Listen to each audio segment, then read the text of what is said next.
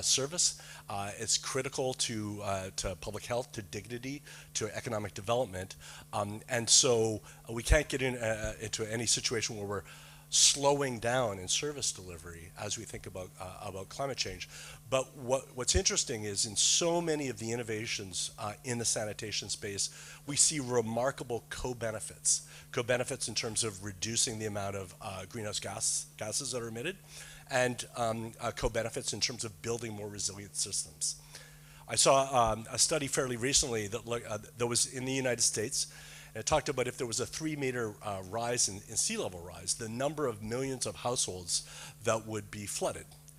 But then what it said was fascinating. 5 times as many households would lose their sanitation service, would lose the ability to flush their toilets. And no, that's not something that you ever hear discussed as one of the challenges that we're going to face. And so I'm hoping that sessions like this, there will be more of them. We will be sharing more and more success stories.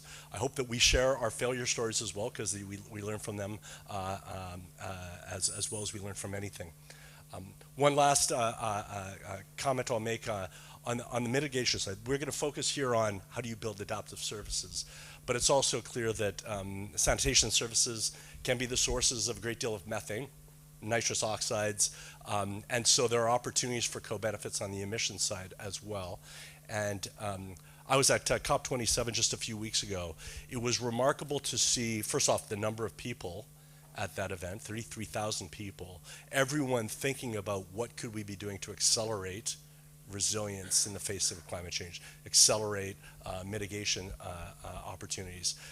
And for the first time, there was a water pavilion. It was very well attended. There were a lot of excellent sessions. And so I do think that we are bringing these topics more to the fore, but we have a lot of work to do. And so I'm excited to be learning with you today.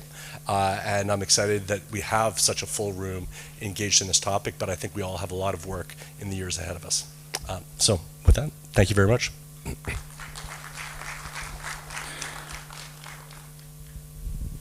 Yeah, thank you, Brian. Thank you for highlighting this, important session. So without further delay, I would like to start the calling the presentations. We have 5 presenters, and first I would like to call Professor Juliet Willets from UTS Sydney. Professor Juliet, can you hear us? Are you connected to Zoom? I can hear you. Okay, yeah, Professor Juliet.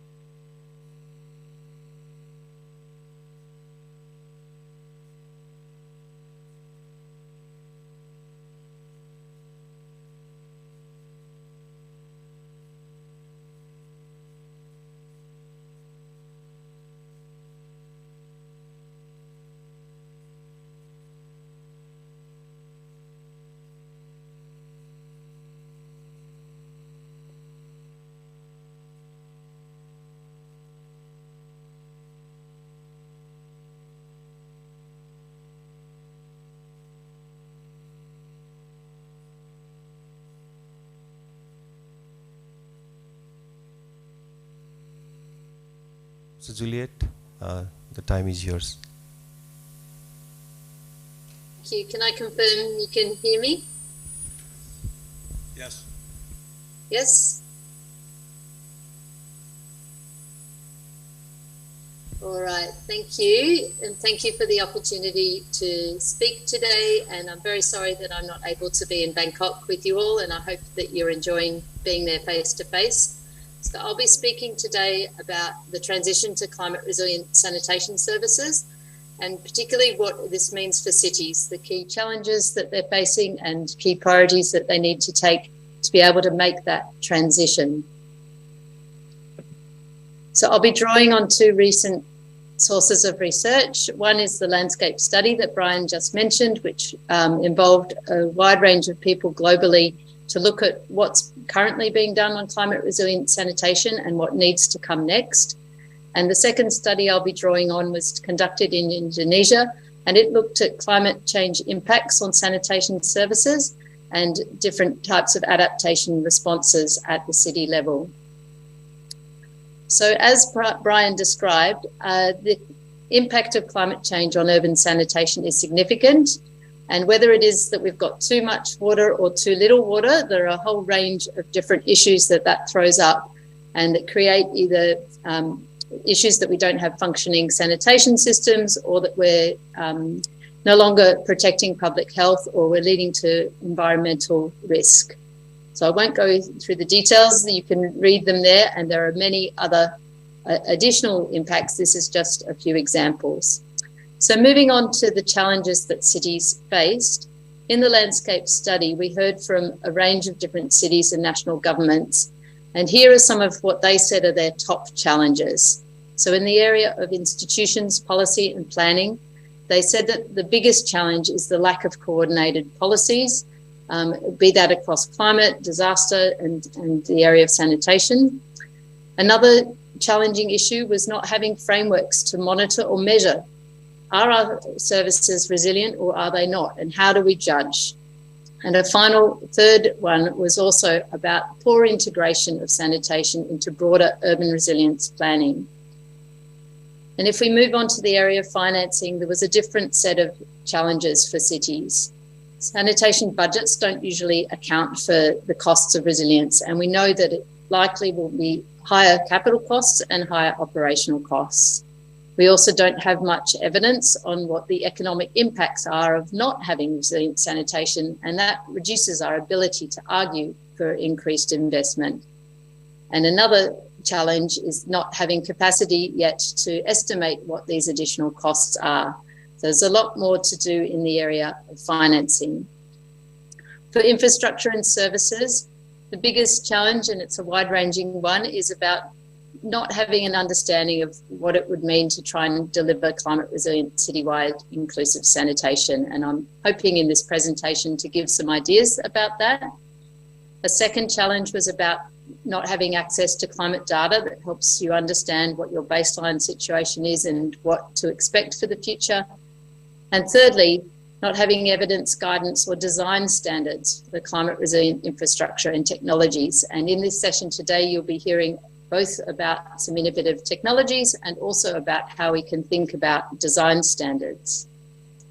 Lastly, in the area of user engagement, three big challenges that were brought up by cities and national governments were poor use of data from households and communities, not being able to understand or know how resilient services is at the community level, needing new behaviour change strategies of how to incorporate climate change into our existing socialisation approaches, and lastly, lack of community awareness about climate change. So that's all a little bit doom and gloom. That's a lot of challenges, but embedded in them are, of course, many of the solutions. And already many countries are moving into thinking about how to develop more climate resilient sanitation. And so far, most of the focus has been on sector policy around infrastructure and service delivery. There's been some focus on institutional arrangements, on the urban water cycle and on coordination. But the areas where we need to do more is on monitoring, evaluation and learning. And you'll hear again in this session a bit about how monitoring systems can be set up. We need more on financing, more on user engagement, and critically, and unfortunately right at the bottom of this graph, is the area of accountability and regulation, which actually, I think if we could put that at the top, we would get to climate resilient sanitation a lot quicker. So what does it mean then to transition to climate resilient sanitation? First, we need to unpack the word resilience. And if we turn to the IPCC definition, they define resilience as the capacity of interconnected social, economic and ecological systems. So not just the technological system, but these broader interconnected systems to cope with a hazardous event, responding or reorganising so that we can maintain an essential function. And in our case, that is the sanitation service, the protection of human health and the environment. And an important attribute of resilience is maintaining a capacity for adaptation and learning, and hence the importance of monitoring and evaluation and continuing to learn. So for cities to transition to climate resilient sanitation, there are 4 broad areas against which I just showed all the challenges, and here we have some of the solutions, and I'll take you through these 4 one by one.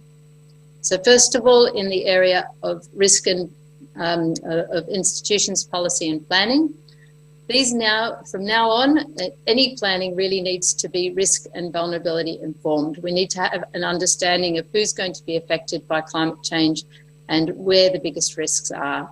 And we're also going to need increased coordination, better role clarity, and leadership and political will. And in the landscape study, there were various examples where progress is being made by cities and countries. So in Zambia, building political will to monitor both the greenhouse gas emissions, as Brian mentioned, there's opportunity to reduce these and to better coordinate institutions in the way that they're conducting risk assessments. In Bangladesh, they're looking at how you can have institutional reform to integrate across disaster risk reduction, emergency response, and sanitation. And in Malaysia, where they're working on sewage master plans, they're looking at how to include mapping of vulnerability in urban areas and how to then make different zones that have different types of interventions. And you'll hear a bit more also in this session about how spatial planning can help us with climate resilient sanitation. So secondly, moving on to finance. Financing needs to be both for preventive action and as well as that for disaster response. We're never going to fully climate proof, and so we're always going to need different forms of response. And so in Indonesia, some of the local governments are using subsidies for low-income households to help improve the quality of their sanitation containment systems. And that's a type of preventive or adaptation response. In the container-based sanitation world, they're looking at the use of carbon credits as a way to capitalise on the reduced emissions from that type of service model as a new form of finance.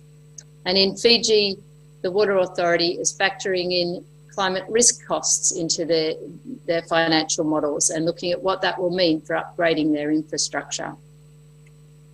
Moving on to infrastructure and service provision. So here we now know that infrastructure needs to be any of being more robust or being repairable or being portable.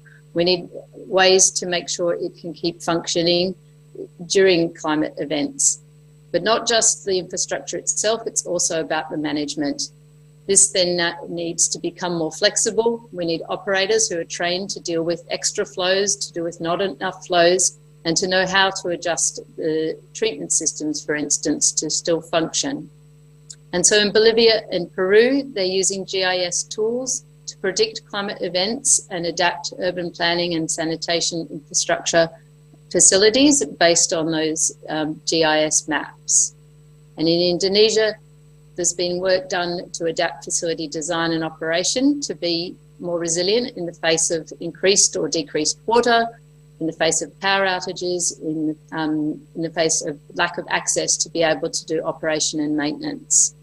And in China, we see really interesting solutions where sanitation is being much more integrated with other nature-based solutions for stormwater and floodwater management. So there are many new and innovative ways that we can deal with sanitation infrastructure and service provision and be quite creative in the face of this climate change challenge. So lastly, on users, we need proactive two-way engagement with users and early warning systems so that they're able to respond during climate events. In Indonesia, in Mataram and other places, they're looking at how to incorporate climate awareness into existing socialization activities. In Zambia, they're using an understanding of user experiences to develop better designs for flood-prone areas. And in many places, there's work being done, especially in informal settlements, to work with community and grassroots organisations to collect more reliable data about how people are being impacted by climate events and how we need to change the way their services are delivered. So if we could do all of these 4 areas, I think we could have climate resilient sanitation, but clearly there's a lot of work to be done in most cities to move towards these ideals. And I'll leave you just with a short quote from one of the participants in the landscape study that, for me, I think sums up a little how we should think about resilience. So this participant said that the big lesson is that we can't have a blueprint of what makes things resilient.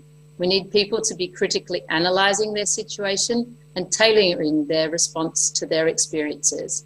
And it's much less about prescriptive infrastructure and management and more about adaptive analysis on how to implement climate change adaptations. And I think the essence of that is that adaptation is not going to be something that's done and then finished. It will be an ongoing process. So I'd like to thank you for your attention. There are various resources which you can look at if you want to see further the results of the landscape study or the research in UNICEF. And thank you again for the opportunity to speak today. Yeah, thank you, Professor Juliet. You have highlighted significant challenges and also some of the case studies that you have conducted in this climate change and sanitation catalog. Professor Juliet, will you be online with us for some time, or I learned that you have some commitment, right? Thank you so much for the opportunity. I'd like to invite Professor Thamara Kotatep from Asian Institute of Technology. Professor Thamarat is professor in Environmental Engineering and Management program of AIT, and he has been conducting the research related to reinvented toilet technology funded by the Bill and Melinda Gates Foundation. So may I invite Professor Thamarat?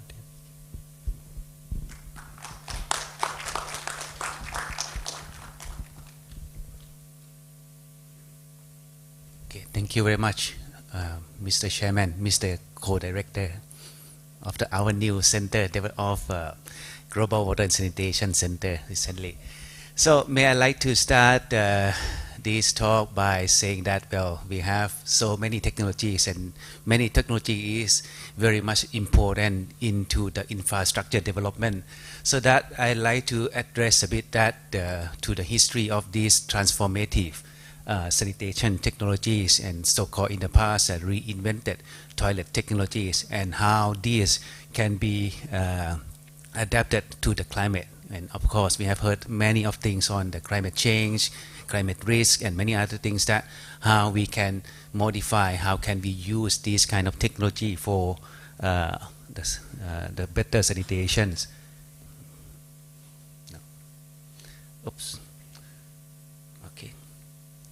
Okay, so I'd like to give you the bit overview of that, the sanitation challenges, the concept to prototypes. Of course, I'm sure that there are many of these technology developer in this room, and then we can have many good ideas, and then later we can get into the prototypes.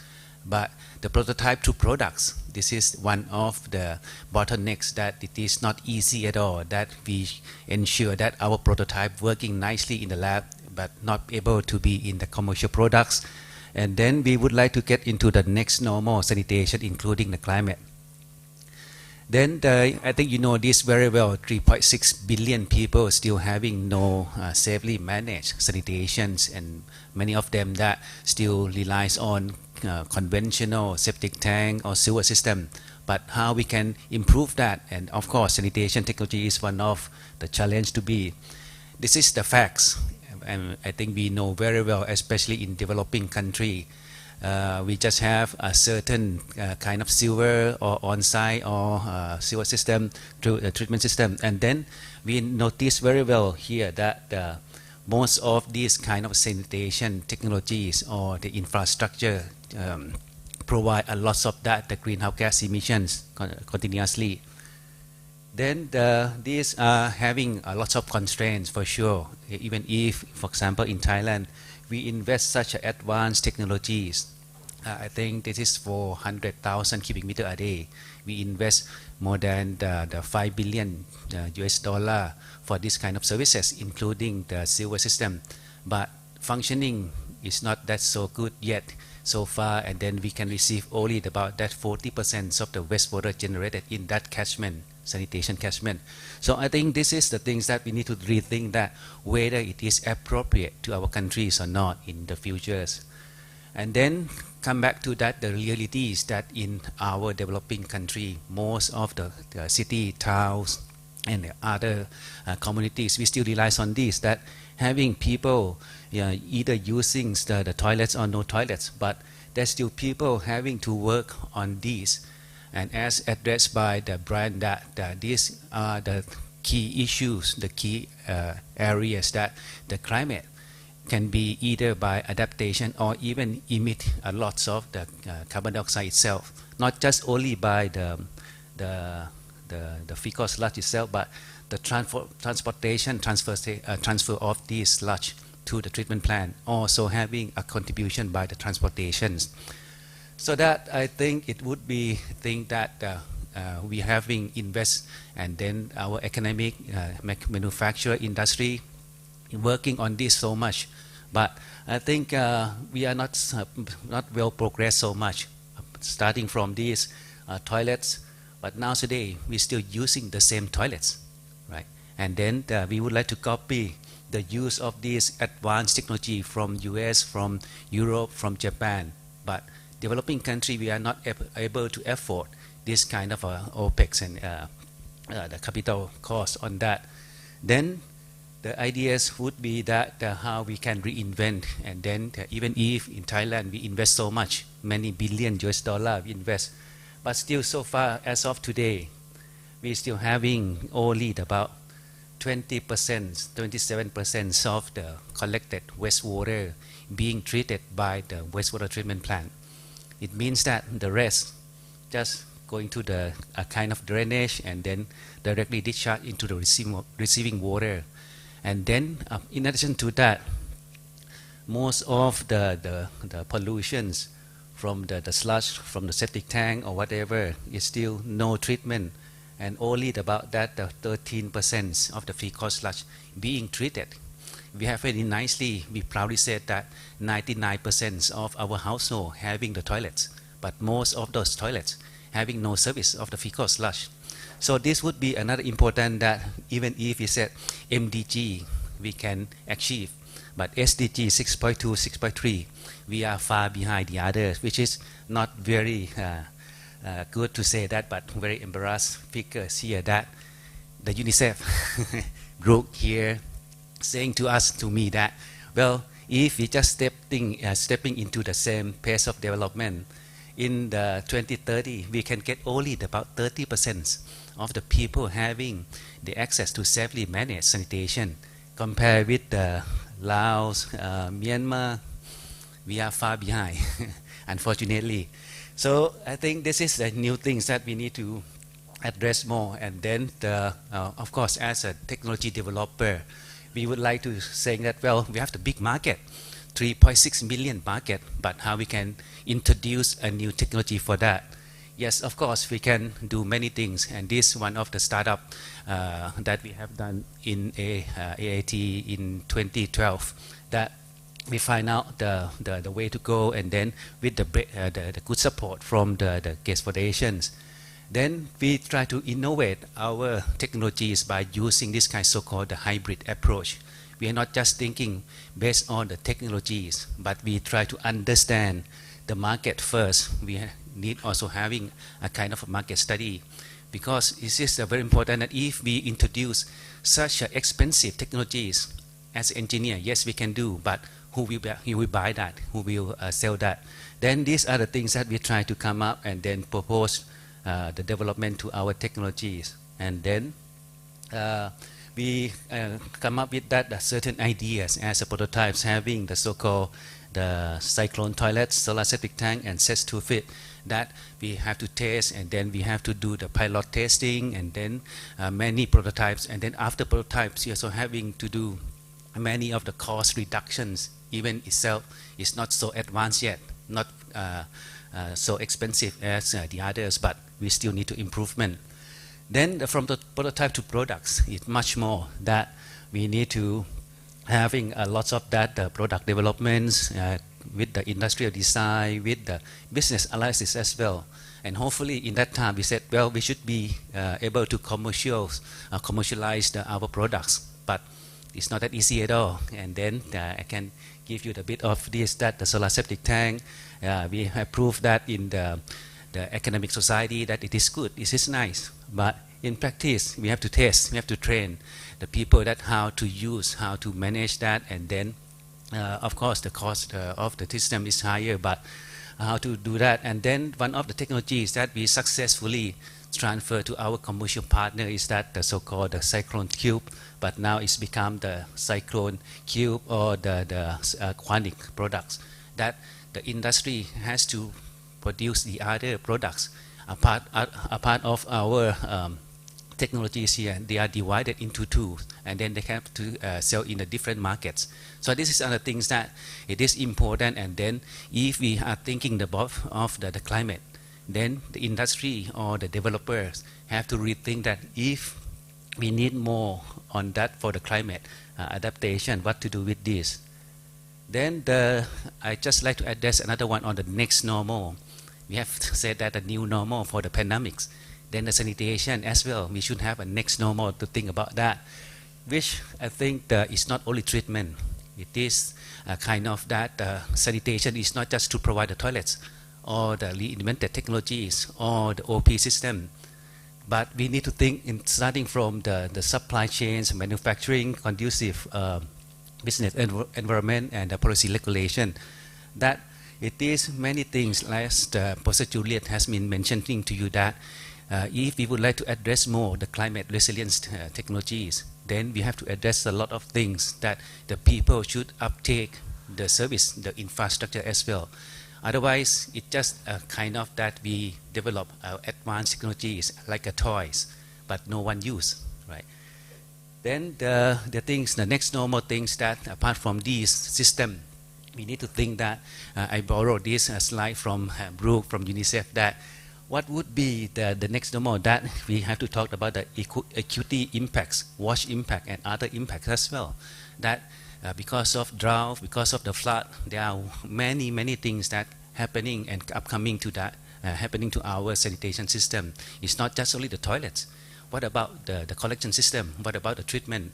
What about the service? And also even itself, our treatment technologies may contribute a lot to the sanitation, to the greenhouse gas emissions.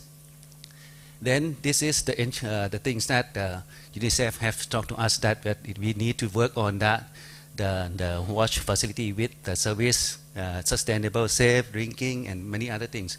But the things how to do is that we just having an initiative that submitting the draft final report to the UNICEF, that we try to combine or collect all the possible technologies.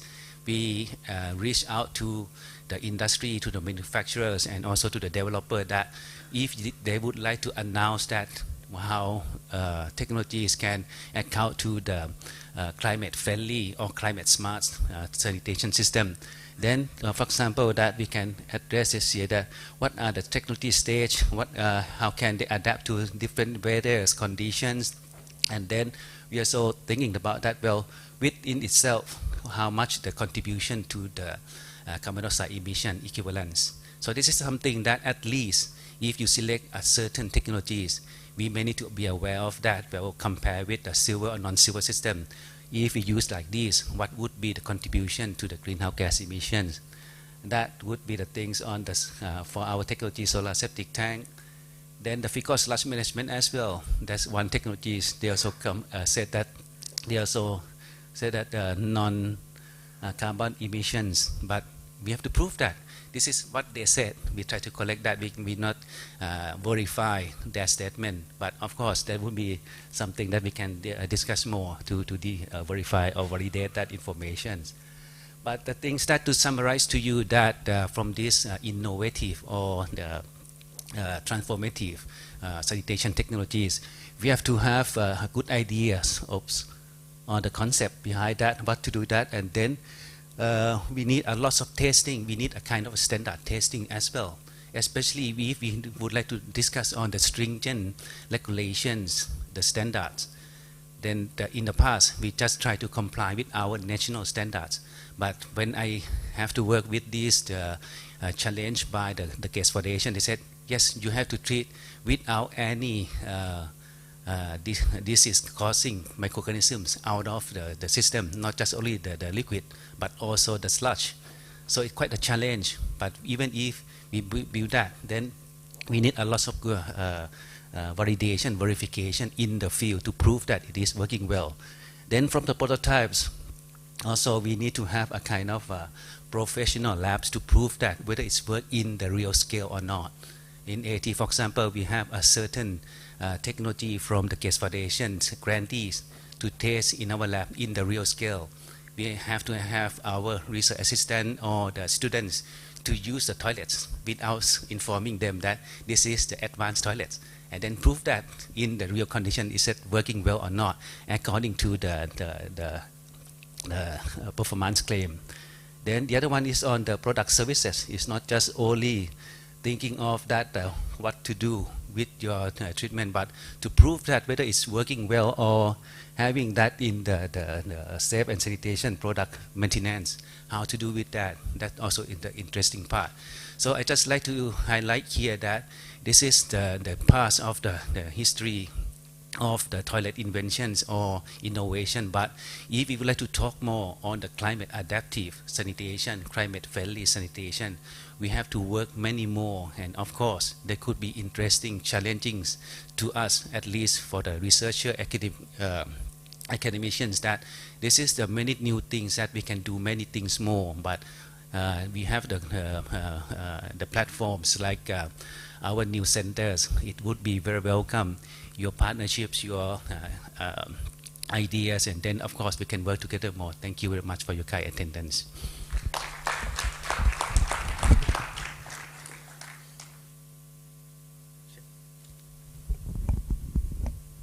Yeah, thank you very much, Professor Thamarat. Yeah, actually, we have very limited time, so in the interest of time, probably we can keep the Q&A session before the panel discussion. Is that okay? Okay, so next I would like to invite Miss Marie Reset from UPM. UPM is one of the consulting services called Umwell Project Management, and Marie holds the position of director in UPM. So Miss Marie, you have also 10 minutes for presentation.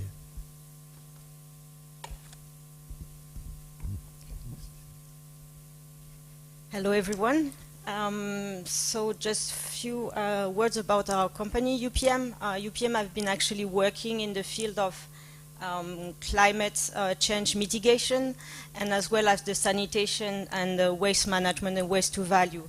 So today I might be repeating a lot of things that have been said already, but I want to share some of our experience and some takeaways of those working on those two fields, based on the requirement, limitation, and some opportunity of the climate change and adaptation measures in sanitation projects.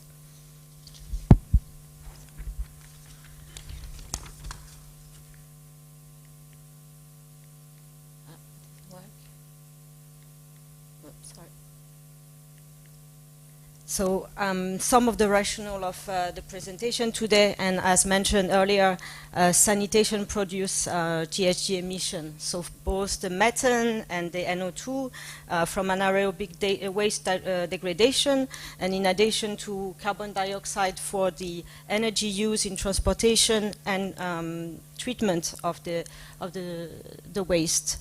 In recent years, numerous research and demonstration projects have been carried out at international level in the field of new urban water infrastructure system, leading to new insight and technology concepts. The background of all this work is emerging changes in the necessary framework condition in the water infrastructure, including additional requirements from the sustainability perspective.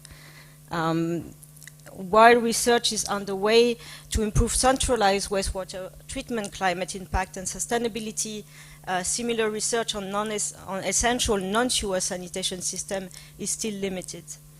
And the last but not least, of course, we are talking about SDG 6, which asks us to have safely managed sanitation. So being able to answer to extreme climate events is also very important. This was about, oh, sorry. I won't go into details. This is a basic overview of some of the impact of those climate extreme events and some of the potential adaptation measures to these conventional systems. Why there are also alternative and innovative solution systems, and also Professor Tamarat already presented some of those systems in details, so I will just focus on more of the rationale again, why those sanitation systems are, new sanitation systems are interesting to consider. Sorry, I had some trouble with all of those.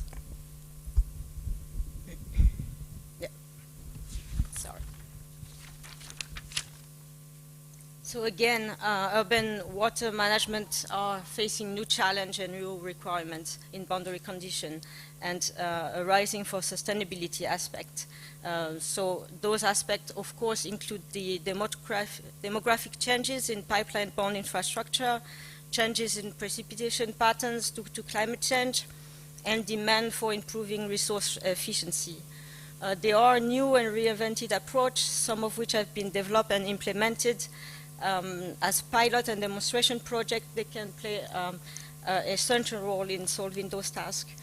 The hallmark of this system is the possible closure of material and water flow to recycle valuable resources contained in the wastewater. In addition to the front-end sanitation system, this system includes components required in the collection, transport, treatment, and recycling, covering the whole sanitation value chain. Based on available experience, this system can be used as alternative to conventional wastewater collection and treatment concept for new development, but also for existing development, existing systems. Sorry. So some of our takeaways of our experience related some of the criteria to assess sanitation system related to climate. Some of the institutional banks also have very detailed screening criteria to assess climate, all sanitation projects against climate measures, but for us, those as a summary of the those criteria and impact that are important to consider, of course, the climate protection, in considering emission of climate-relevant gases, the resource efficiency, considering the resource recovery, such as nutriment, energy, and water, acceptance of the system, considering inclusiveness and perceived safety, also in a case of disaster or extreme events, and the creation of environmental awareness to water, energy, and environment. The capacity for integration with other infrastructure systems is also very important, with the synergy potential to include, for example, organic waste disposal. And of course, the do not harm principle, making sure that the new systems that are installed are not have potential adverse impact on social, economic, and environmental aspects. The final part of my presentation is touching upon some finance-related aspects. Also, sustainable sanitation projects require investment not only for the construction, but also for everything that is related to operation and maintenance, and finance should be secure. The municipality must make sure that the financial requirements are met. It is often not possible to do all the cost covering through tariff. So these are some examples, but I wanted to focus more on the one on the right. There is potential for revenue from the sales of recycled material. I'm so sorry, I'm such as biochar, the nutrient, NPK, and recovered energy from the biogas, electricity, and heat and steam. Another potential revenue is related to climate finance and especially the carbon markets. In terms of the carbon credits, it's maybe not too familiar for the people working in sanitation, but there are existing methodology from the biggest scheme in the carbon, such as VCS and gold standard. Assessing the project potential GHG emission footprint, SDG impact will be beneficial to identify the strengths and the limit to the project compared to this own or the home country SDG impact and overall climate impact. And you could also, if you do it early, you can adjust your project to make sure that you have the maximum impact and the limit your adverse impact. And depending on the baseline and specificity of the project and the strength of the mitigation measure, there are opportunity to benefit from generating resources from carbon credit. This is one example of one of the projects that we are conducting in China. It's a sanitation and animal waste project with resource recovery with the biogas and fertilizer. It's a project of 400,000 households. Have 800,000 ton of emission avoidance per year, and we have regular revenue from the sales of the carbon credit to support technical services for maintenance and repair.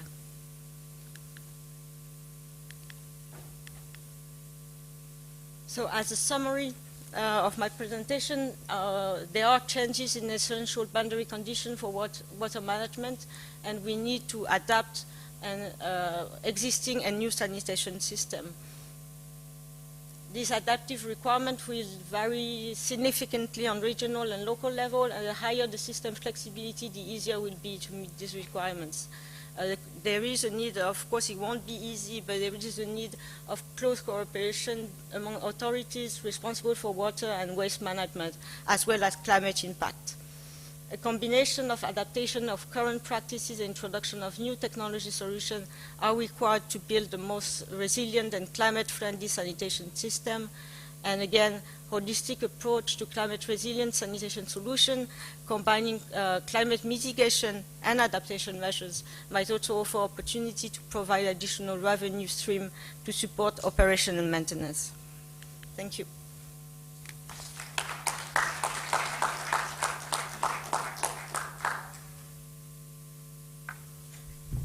Yeah, thank you, Ms. Marie. I think you have highlighted very important point, which is related to co-benefits approach of, addressing the sanitation systems and sanitation service delivery to climate change, which is related to climate change mitigation also.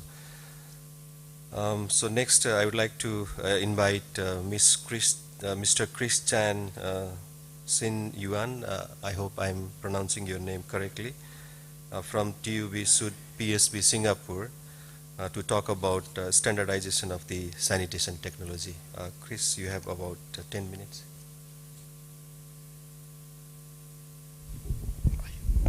Right, thank you, Professor Sangam.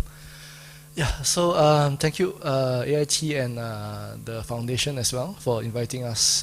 So I think that the coordinating for this conference or this side session, the flow is quite good, because later you know why after the three presenters, or three. Okay, so so my name is Chris. I am a project manager in TUB. I have experience in water, wastewater, energy industry or projects previously, and I was the project lead for the development of ISO 31800, which I'll go through later. Okay, so I also have experience testing a lot of household and community scale non-sewer sanitation technologies. Okay, so just a introduction on how TUB started, or how the certification industry started. It started from the steam boiler inspection. So what happened was, during this time, 1866, there was a major boiler explosion. People died. That's when people woke up and realized that inspection, monitoring, evaluation is important. Okay. Similar to Professor Juliet's presentation, monitoring and evaluation is one of the least focused areas in the industry currently. Okay. So of course, in the later parts of the years up to the current age, there's a lot of inspection on batteries, mobile phones, EVs, etc., etc. Okay, so all right. So the water industry, since we are in this conference, is quite huge and includes the waste as well. So what we are looking at is a wastewater and sanitation area. Of course, there's the drinking water and there's also the irrigation. There's a usage and the discharge as well. So we are looking at the discharge area.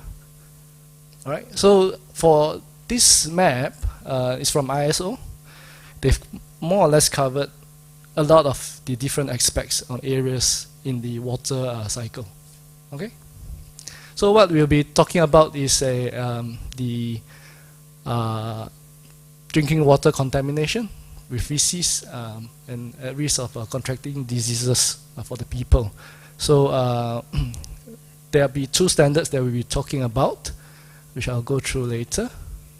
All right, so I'll let this sit in for a few seconds. What's the difference between the conventional treatment plant and the non-sewer sanitation systems, which Professor Tamrat has went through previously? What's the difference? So the conventional wastewater treatment system, at least in Singapore, the effluent goes to the sea or recycled as drinking water, which we are quite known for the new water or the poop water, and the solids are incinerated and then landfill. All these outputs, they are all restricted access to normal people. That means there's no kids going to the landfills. There's the discharge area is kept away from public. So what's the difference between the non-sewer sanitation systems? Is it equally as important to have certifications? So for non-sewer sanitation systems, the discharge is maybe sometimes the river, your backyard, anywhere that kids or public could have access to. Yeah. So would the importance of certification differ between the two? I beg to differ, because non-sewer sanitation systems could be equally as important or even more important for certification because there's more contact with the public. Okay. So basically, for non-sewer sanitation systems, together with the ISO and TUSUD and support from the foundation, we've led the development of two standards: ISO 3500, which is the household scale, and then the 31800, which is for the fecal sludge treatment units, which is for the community scale. Okay. So this is mainly the map of everything. Okay, so this is just a quote from the ISO Secretary General on the importance of non-sewer sanitation systems. Okay, so just on a high level, I wouldn't be going into in-depth on what is the two standards about because of the limited time. Normally for this entire training or workshop, we usually go through for 4 days. So I don't think you guys have the time. So of course, on a high level, this was what was discussed in the ISO level, including all countries' involvement. So what was decided on what is required to be safe, to be efficient, is these parameters here. Some of the important ones and some of the important parameters that had long discussions was the human health, environmental, and also the air emissions. Just to share, there's a lot of discussion on does the human health need to have such stringent criteria or not. There were people saying they might not. There's people saying that is a requirement because it's on your own backyard. There's a lot of contact with human, and then of course the air emissions as well.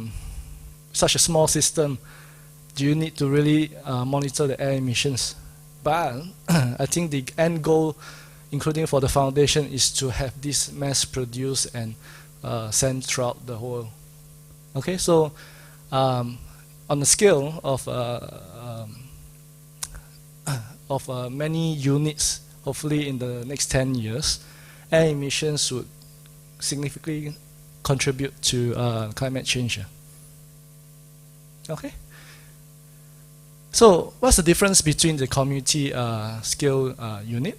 One of the more important thing is what was different is the energy independence. Why is it not in the household scale? It's because it's too small to have the technology or the finance to build such a technology to be energy independent for the household scale. It is more viable financially to have it for a community scale. So saying this, energy independence for this is to use whatever that was produced from the fecal sludge treatment unit to power itself. So it's self-powering itself throughout the entire process. So you don't need any electricity or any other energy involved. This is also aligned to climate change. Okay? Right. So many discussions also are surrounded or went around the human health, environmental, and air emissions. So, of course, one of the sharing is after the whole entire session is there always have to be a discussion or compromise between the, all countries. Of course, you do not sort of compromise on the climate change or requirements as well. Okay. So last but not least, my last slide here is whenever we do a certification, we put a stamp on a product. Once this stamp is on the product, it is for all products. So it is sort of helping financially for the manufacturers as well. Okay? All right. So thank you very much. And so my contact is here. If there's any questions, you can always scan the QR code here. Thank you.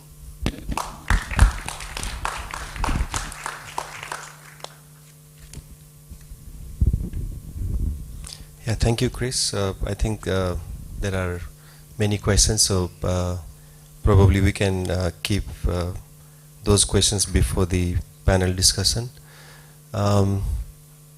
Now I would like to call Dr. Bhushan Raj Shrestha, who would be presenting integrated municipal information systems, which is very, very important, system for CY's scaling up. Dr. Bhushan, yeah, you have also 10 minutes. Yeah.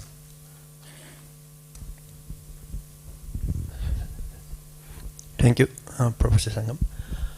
Okay.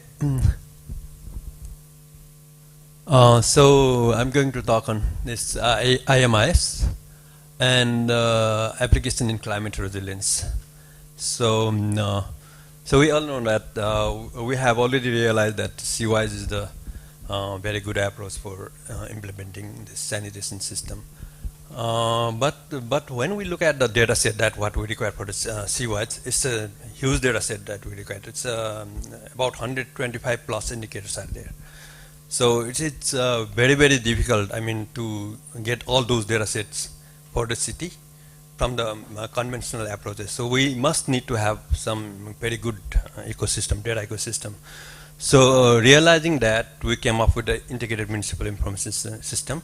So we try to create the data set when we do something, I mean, when we do some business process, that municipal business process that is going to have in municipality. So based on that, we establish a new approach, that's the integrated municipal information system. And we have already implemented in five cities in Bangladesh and Nepal.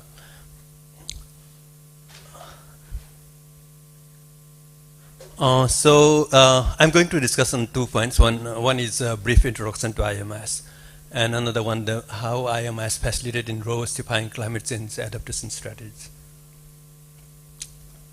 So this is the structure that we have.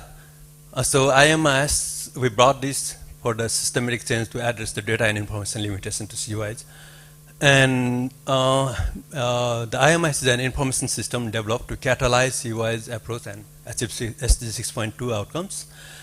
And it is, and this system is a web convergence of web technology and mobile technology and GIS technologies, and it is an open source software platform. And when you look at this, the modules here, there are different modules. And currently we have 9 modules that we have implemented already in the IMS. And some of the modules are, we haven't used it yet, like in Bangladesh, this solid waste management information system module. And yeah, this is the one that we haven't used, but other modules are already there. So when we look at it, we have building information management system. So that means the data that what we are creating through this system is not only the sanitation system focus. There are many other information which is very important for overall planning, management, and monitoring and evaluation of the sanitation system. So we have many other information as well beside only the sanitation system. And this is the system architecture we have. IMS system architecture. When we look at it, like this is the main system structure that we have. When you look at it here, we have 21 plus spatial data layers. So there are many data layers, from buildings, road, land use, sewage to many other data layers are there. And we have non-spatial data layers, many non-spatial data also there.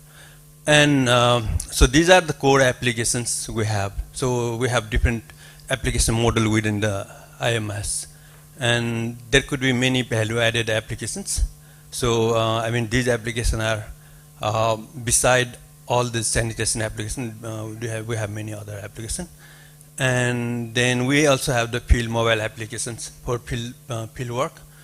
And also, this is a very powerful data analytics and visualization tool that we have in the system. So you can visualize, spatial visualization you can do, and there are many KPIs dashboards there, and many other dashboards are also there. And you can also export a data set from spatial to non-spatial, and from one spatial data set to another spatial. So many visualization tools are built in the system. And these are our, I mean, the capability of IMS. So we can integrate with the different kind of information outside or inside municipality. So this is, so we are planning, this is some of the information, like this trade licensing. This is, we are in IMS in Khulna, they have already started implementing this trade licensing and holding tax. And other things, there is possibility of doing these components also, but it's not yet done yet. And also the system is easily can be integrated to national standard dashboard. And we are working on this national standard dashboard in Bangladesh. So, and there is also possibility of integrating the smart sensors database. So we haven't done it yet. But there is possibility like Backutalk and smart monitoring systems, smart control devices. We can integrate this with the system. So when we look at the landscape of IMS, so I have already mentioned like there is 21 plus spatial data layers there. So there are this kind of data layers that we have. There are many. These are few sample, and there are many decision-making sanitation planning and decision-making tools built in the system. Like for example, here how many containments are there within 100 meters around a river. So this kind of tools you can use, and you can get this kind of information in the local level. So very powerful, because the data that we have in the system is high resolution satellite images we are using. And if we can have drone data, it's much better, but we haven't done that yet. We are still based on the satellite images. And also like risk zone technology, and technology that this is we actually through Tree Hub we have already done this kind of map and risk zone analysis and the technology selection things we have done in 15 plus towns in Bangladesh and also in Nepal, also in India. So so these kind of things can also be integrated in the system. And another very powerful is the business process. So what we have done is we have the business process that we require for the sanitation value chain following the SE1 has been implemented in the system in the business process, regular business process of the municipality. So this is also very powerful. So we are trying to integrate the overall system in the municipalities, one business process. So when they do something, then data will be created and updated in the system. And we also have the real-time monitoring system. So this is for management purpose. You can have this kind of dashboard. There are many dashboard there. So you can have like for monitoring and evaluation and management, you can have different kind of dashboard. And another is interoperability. So we can integrate, as I already mentioned, that we can integrate the system with for different applications with different kind of data from internal or outside municipality.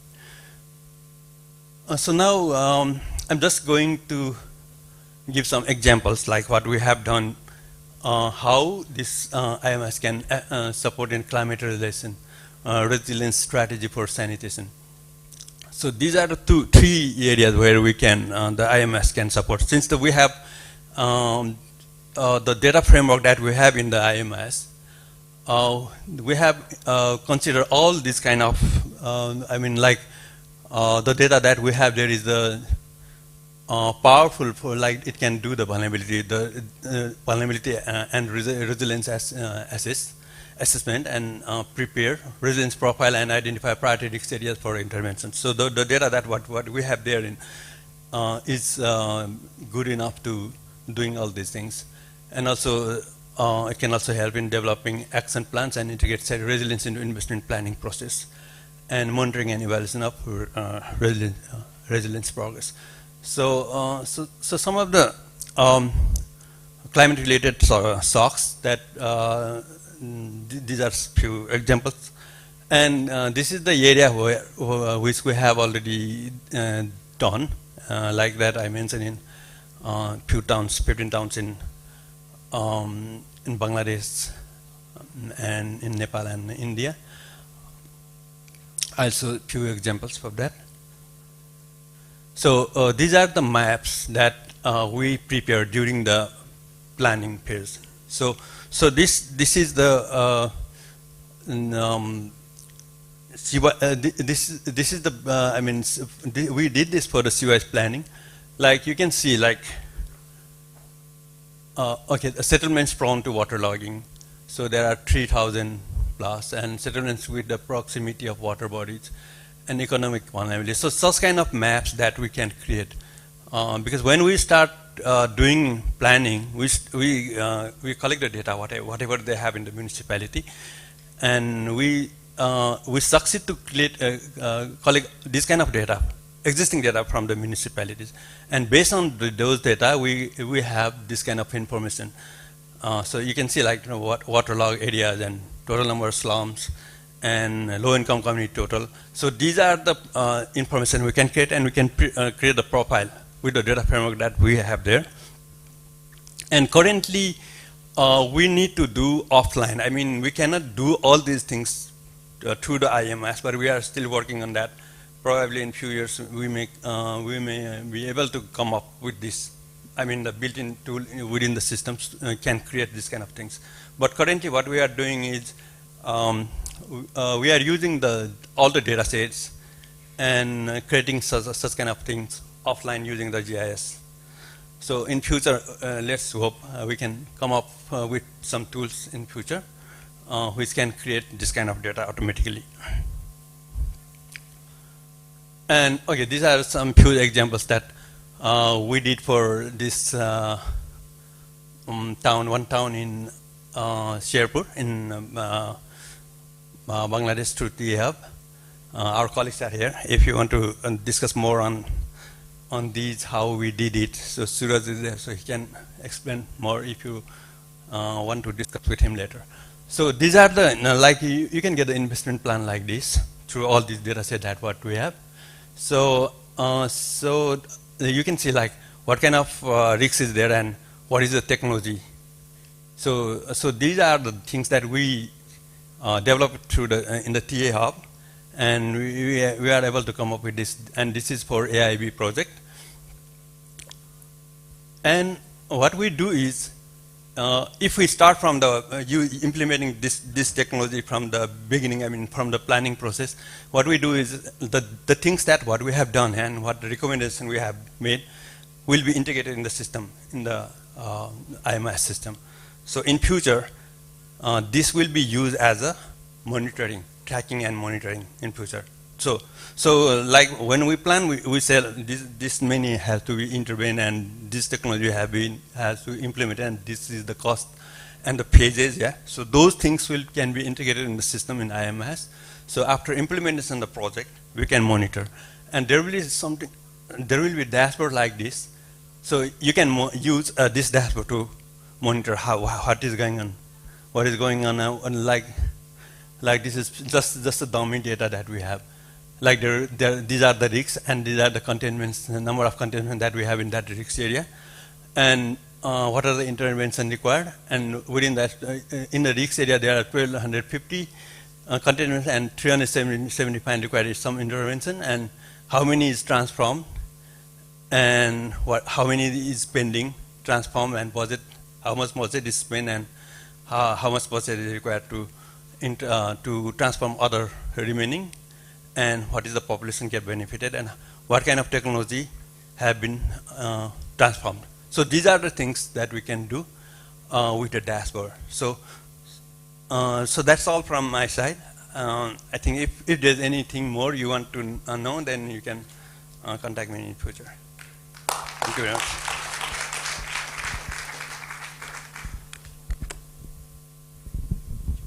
Yeah, thank you, Dr. Bhusan, for introducing this IMIS as a powerful tool to address the climate change impact on sanitation systems. Now, I think we are getting a little bit late.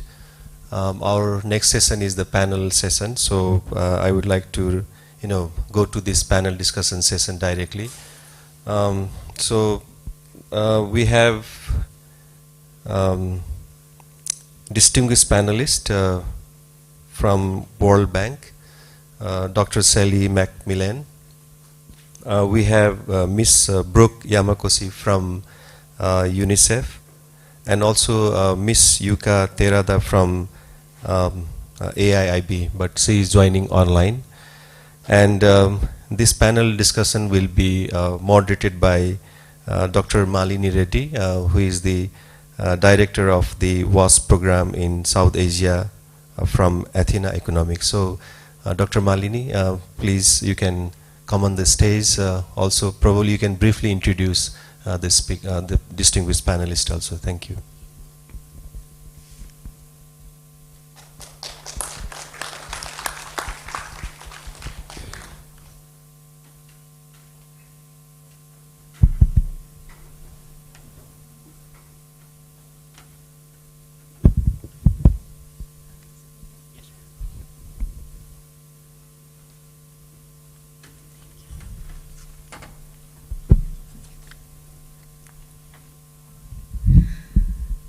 Good morning. I feel like a teacher sitting on this side of the table. I quite enjoy it.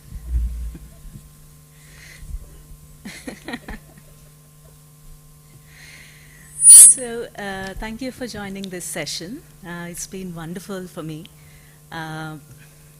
We discussed challenges, we discussed various solutions. We understood the landscape that we need to cover.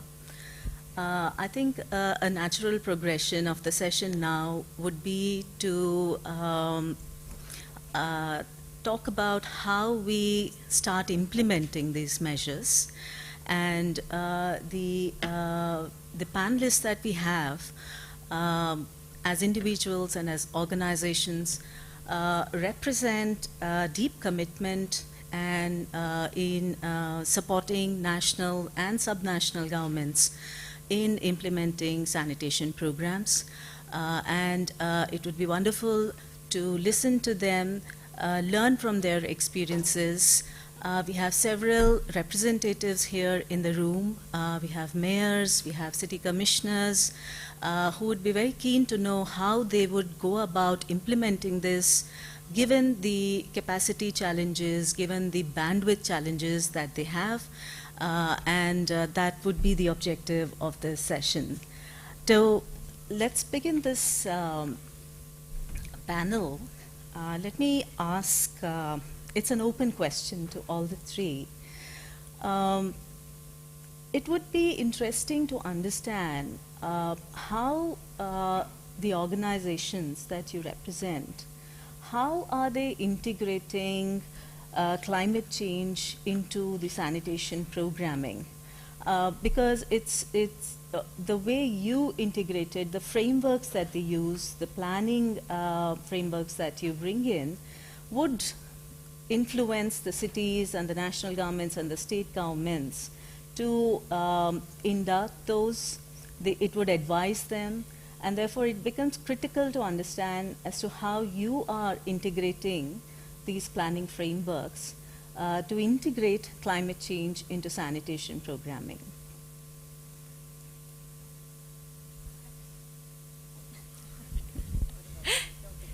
Yeah, sure. Great. Yeah, I mean, thanks, Melanie, and I think this is a great question. So I would say at UNICEF, kind of the big takeaway is that everything that we're doing and our commitment in our strategic plan, which is approved by our executive board, is to ensure that all of the WASH work that we're supporting is climate resilient. And I guess, you know, because of that, then our primary aim is to support governments as our primary counterparts, but also every actor in the WASH sector to shift their operations to be climate resilient. So I'll just talk very briefly about the framework, since you're asking about frameworks that we use to do that, and an example of how it's been applied for sanitation. So in 2014, UNICEF worked with the Global Water Partnership to develop this strategic framework for climate resilient WASH. And this is something that some of you may be familiar with. There's a number of technical briefs that go along with this and guide implementation. Some of them are being updated, and some new ones are going to be released soon, which we're excited about.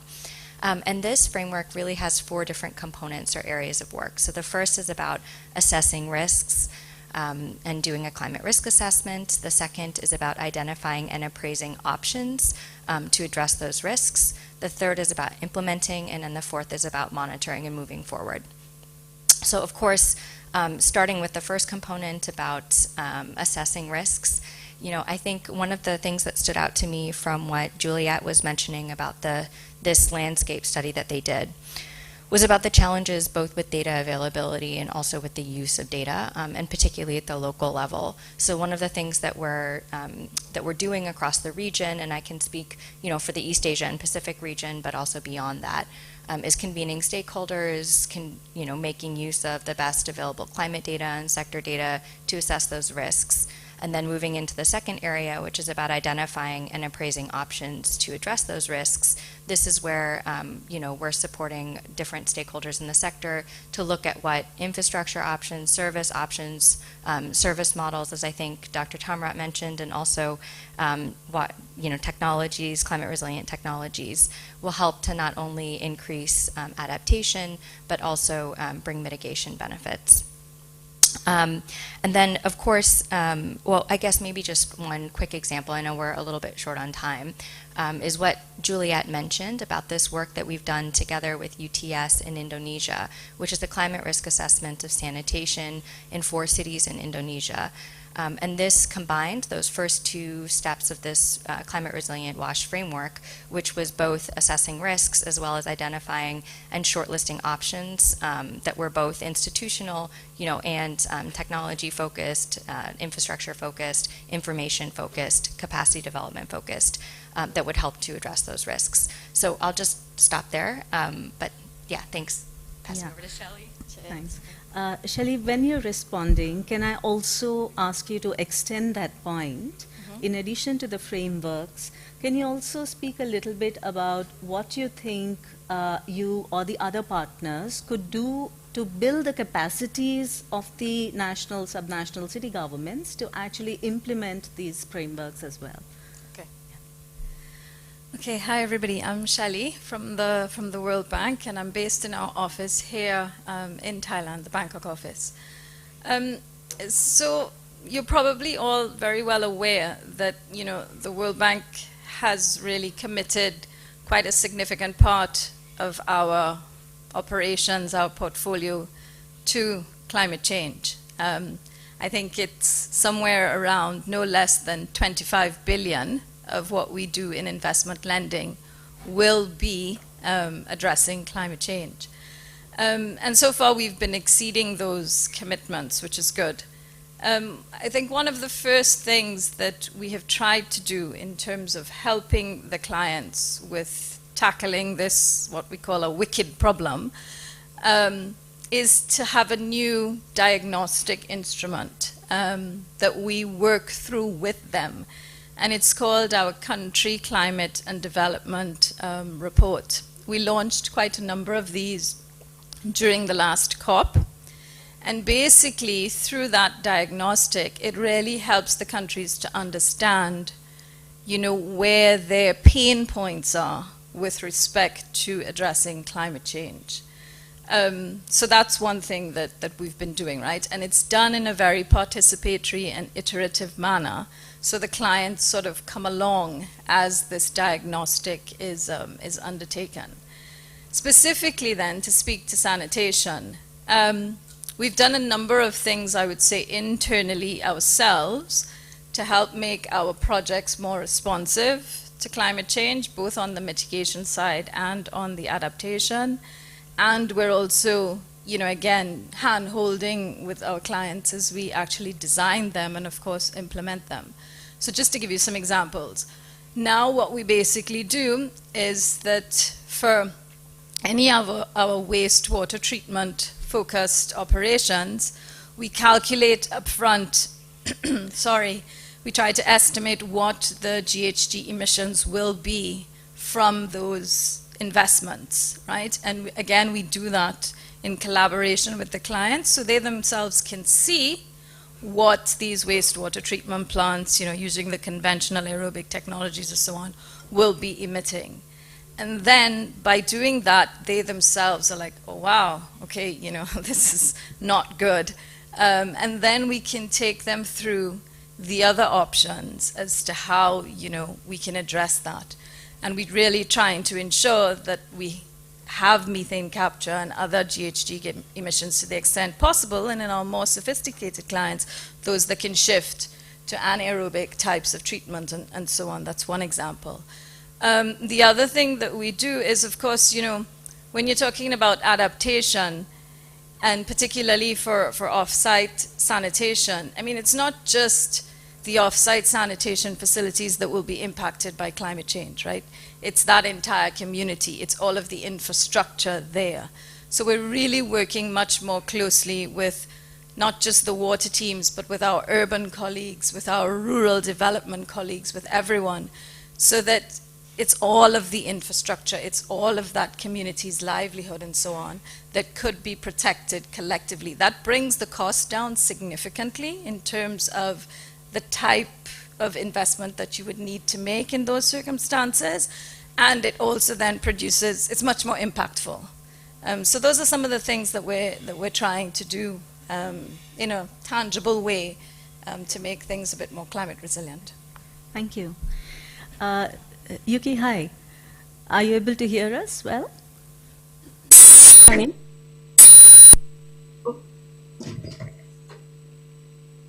Is it okay or?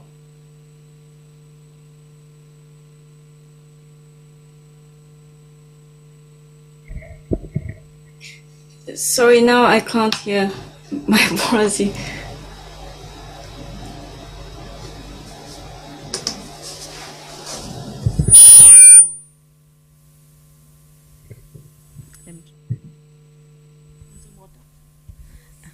Ms. Yuka, am I audible to you? Yes, yes. Sorry for this. Yeah.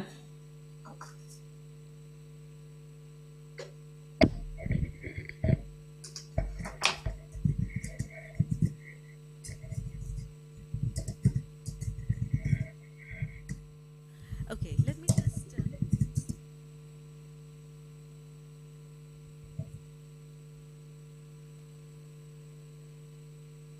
In terms of helping governments in thinking about implementing innovative sanitation technologies that are climate resilient, how is AIIB supporting this thinking process? How is what has your experience been in terms of getting the state and national governments to understand the importance and then implement climate resilient initiatives and adopt sanitation technologies which are climate resilient? Thank you. Hopefully I hear all the questions. I think I heard the last bit of it, but let me start. Thank you very much for this opportunities. And so AIB has established in 2016, and we have been on the climate change matters. We have been working closely with other MDBs and other partners to kind of ensure that things are happening on the ground. And then also we are aiming to achieve, like we are estimating to climate finance to up to 50 billion by 2030. But for, as you ask about this, how do you ensure to working with governments and on the ground of implementations? For now, for example, with Bangladesh, I think you have seen already from the previous presenter of Dr. Bushan of Sherpa example, that kind of a technology and with the help is quite helpful for us because those are kind of very visual materials, communication materials to communicate with the government to make sure understand that where the locations can be impacted. Why is it important to think in that way?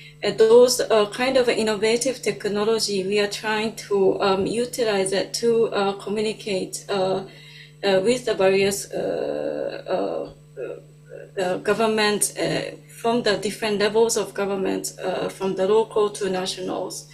I think that's kind of the effort that we are working with. And then also we work with other partners to do a climate change assessment, working with like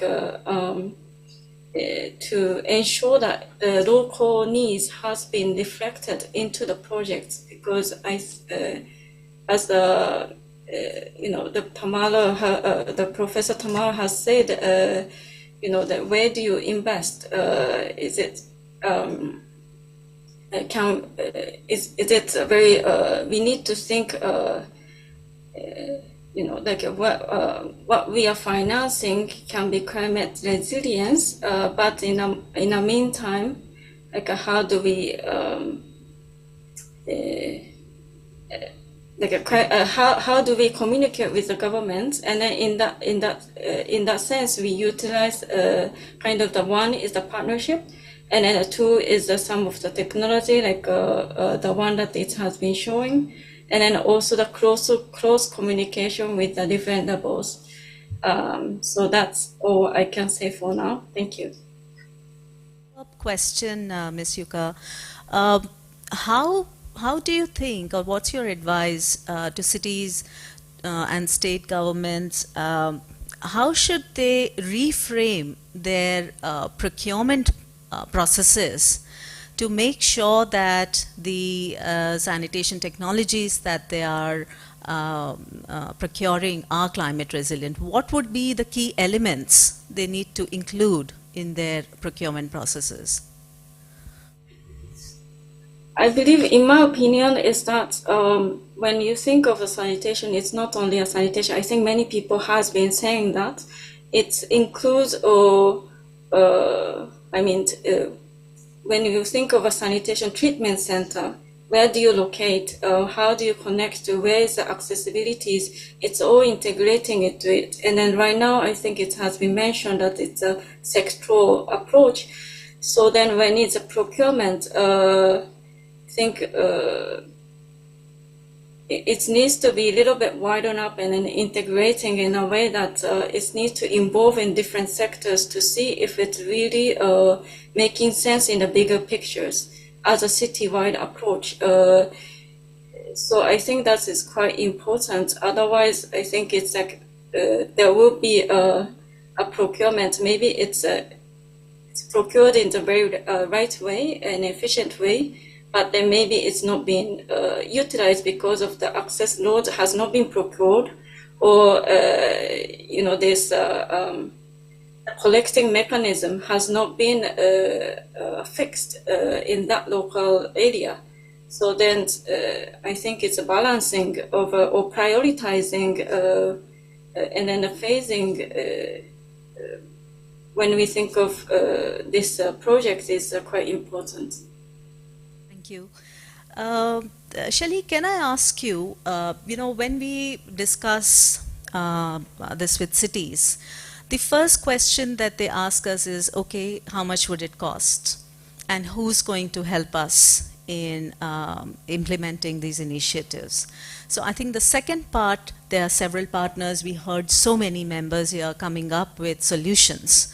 Now, to tackle the first part, and particularly to ensure that the underserved are also getting covered, do you think there is a need for some financing models to be looked at? Would blended finance provide some opportunity to the cities? How do you think, beyond loans, how can cities and state governments utilize some innovative financing to be able to build their strength to implement these initiatives? So no, I fully agree with you.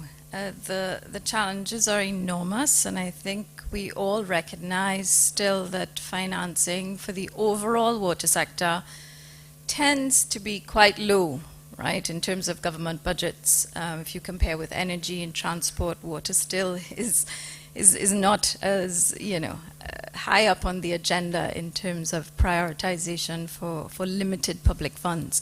So yes, I think coming up with different financing models is quite critical. I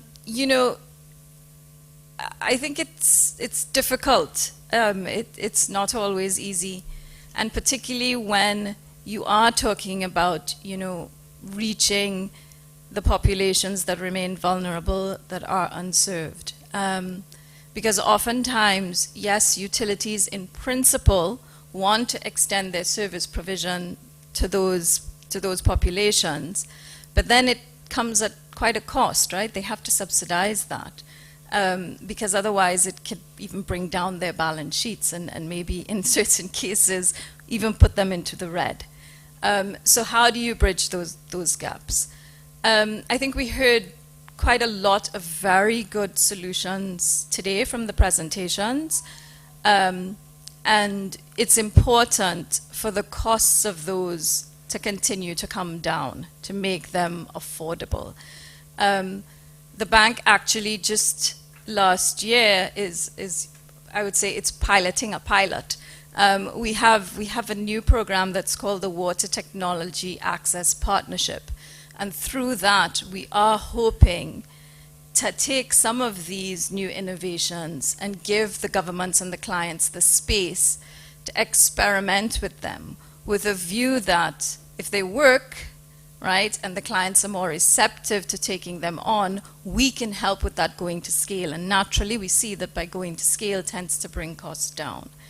You know, we've looked at so many different PPP, public-private partnership models for the water sector, so I don't want to go into the details of those. You can find them quite easily, you know, on the internet and so on.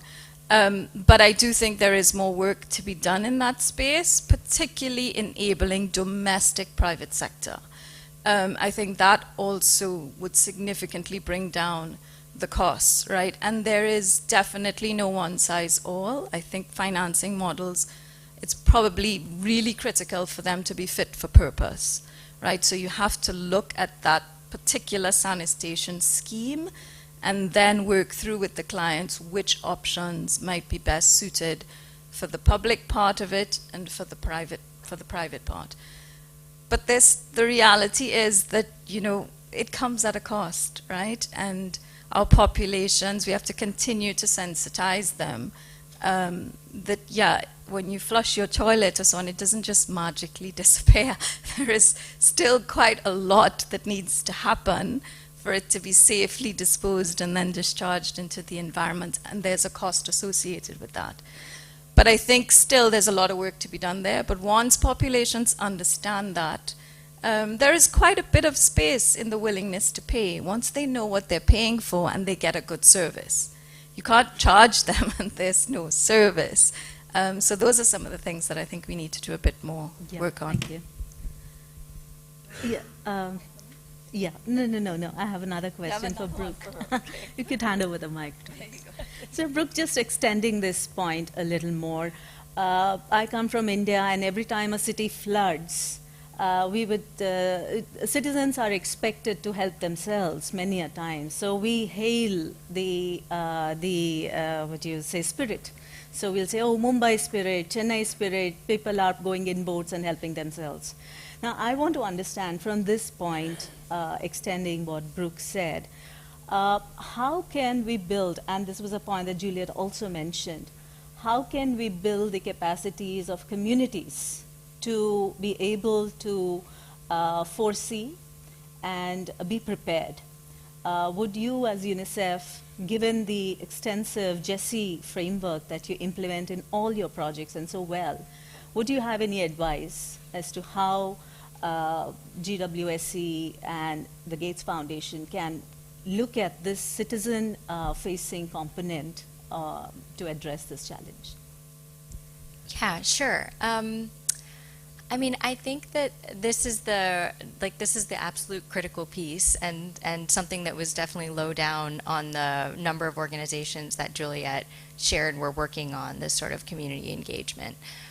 Maybe I can give you an example from the Philippines. In the Philippines, we are collaborating with ADB on a citywide inclusive sanitation program where ADB is making investing in infrastructure improvements, and we are mobilizing communities, you know, kind of drawing on this extensive history of social and behavior change that UNICEF has, along with all of our, you know, kind of GESI experience, to mobilize communities in a way that is going to communicate, as Shelley said, what services people can be, you know, expecting and what they're paying for, as well as helping to build community capacity and community resilience, which, you know, is a really critical piece and something that services and infrastructure contribute to. Of course, you can't have community resilience if you don't have basic services. But community coping capacity goes beyond that, right? It's about, you know, there's great examples that Juliet was sharing of work that they've done in Laos and in Indonesia and work that we've collaborated on. It's about communities being able to understand risks, change their own behaviors, you know, understand what vulnerability factors go into, you know, these repeated sort of events, and also strengthening accountability between service providers, governments, and citizens themselves, so that as communities, understand these risks better, know exactly what the problems are and are able to identify that they can hold service providers accountable, for improving the quality of services so that they're not going to be so vulnerable, and also hold governments accountable, for regulating those service providers, and making sure that the quality of the services that are being provided are, also resilient and good quality. So I know we're running short on time, so maybe I'll just stop there, but a really important point. Yeah, thank you. Dr. Sangam, I'll conclude in 2 minutes exactly. So, I think what we are, if you really want to move the needle and get on to the implementation mode, I think a big task for GWSC here is to develop a very simple step-by-step guidance document for cities to say that this is step 1, this is step 2, and for doing step 1, this is the template that you could potentially use. These are the key aspects that you must have. We've already discussed a few aspects that between the 3 panelists, like climate risk assessment, identifying pain points, identifying budgets required. But these are steps. They require to be templatized for the cities and state governments to be actually able to implement. Because it's easy to say your policy should have climate resilience built into it, but what would make a policy climate resilience? I think that has to be explained in really simple terms to the cities. So as concluding 30 seconds points from each one of the panelists here, what would be your absolutely essential elements to go into that guidance document, which you think that for you that's the top priority to help implement and integrate climate into sanitation programming? Non-negotiable, that we must, and that's the homework that GWSC takes back with it. So we'll get Ms. Yuki to respond, because Ms. Yuki, would you like to take this? Then I will just say one word. Local institutional capacity is the must. Yeah, so that's the must. One word. Thank you. We need extensive capacity building programs because municipalities are also so constrained for human resources. So how do you help them understand the risk and the solutions? Are you ready, Shelley?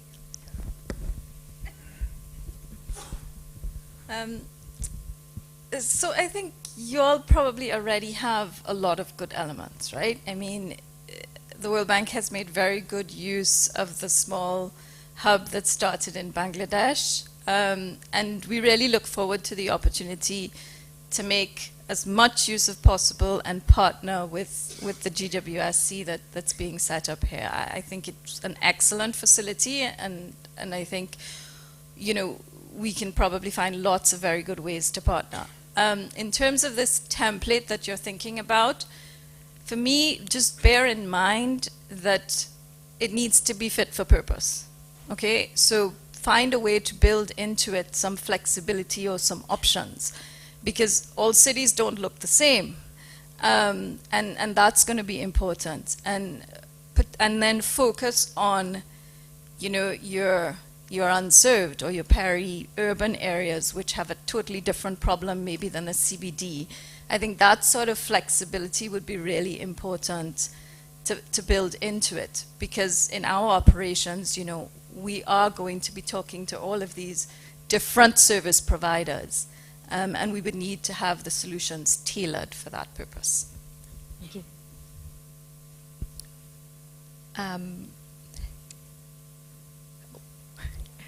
One point from me, or request, would be, how we can work together and assist governments at all levels and other WASH sector actors to build the climate rationale for the sanitation sector and help to access climate finance for sanitation. There is would like to recognize my colleague Hubert, who did a bit of a quick analysis for us in the East Asia and Pacific region, looking at what sort of climate funds had been mobilized from GCF for climate resilient wash in the East Asia and Pacific region. And there were only 3 projects that had been approved, and all in the Pacific, so none for Southeast Asia, and all 3 of those focusing on adaptation and none on mitigation. So I think this is really critical because we're going to need climate finance to be able to deliver these sort of climate resilient solutions for everyone in the region. Thanks. Excellent. Thank you very much. And if Dr. Sangam permits, we take questions for the panelists, else we conclude the panel. Okay. Thank you very much to all the panelists. Thank you.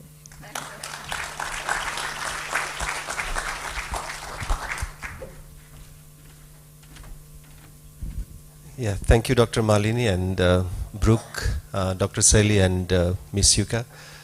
It's a wonderful panel discussion session. I think we are getting late, but I'll transfer my responsibility to Dr. Chutipon, who is the faculty member of Information Communication Technologies at AIT and also the Associate Dean there.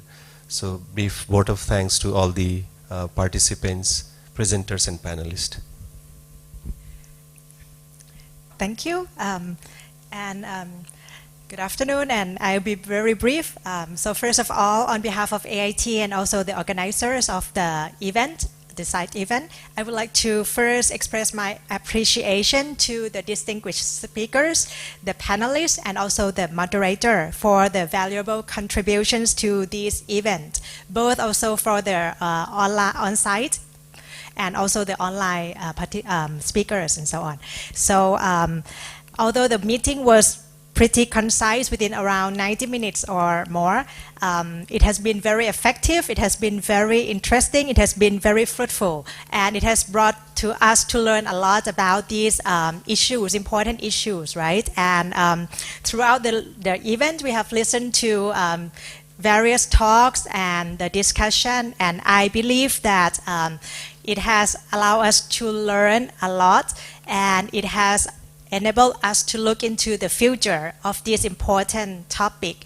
So before I would end my closing remarks here, I would also like to convey my sincere attitudes to all of you, the participants, and to be here and to make this event a very successful one.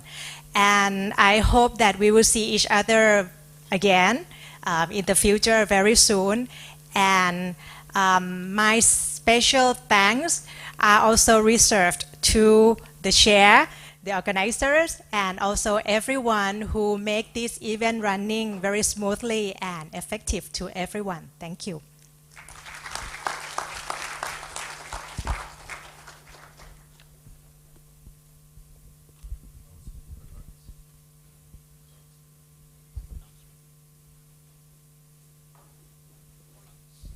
Just an announcement, we will have our lunch at the Tanya Buri room. It's not the same place where we had breakfast, just go a little bit farther, and then, yeah, we will be back by 1:30 p.m. Thank you.